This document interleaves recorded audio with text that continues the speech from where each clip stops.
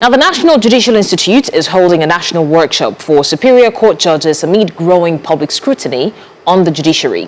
Judges from the Court of Appeal, State High Court and Sharia Courts are attending the three-day workshop focused on judicial ethics.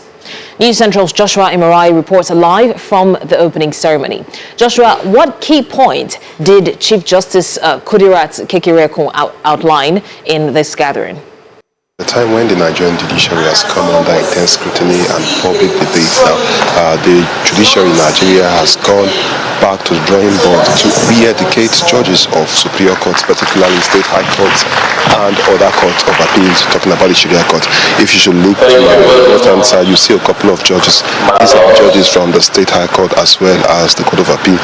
They are here for the training on judicial ethics. But earlier on, we had the Chief Justice of Nigeria, Justice Kudirat Kekere-Ekun, who said that the trust is key in the judiciary, and public trust is one of the things that judiciary cannot debate on, and they have to hold solely. She also made mention that most of the petitions that come from the NJC are those that have raised concerns about how judges handle themselves in court, and they say that beyond the statutes, beyond the law, beyond everything, that ethics is key in Nigerian judiciary. So this is what they are saying, and what is ongoing now is the training section for the judges who are being mentored by senior judges to take them through the thick and thins of being a judge in the Nigerian judiciary.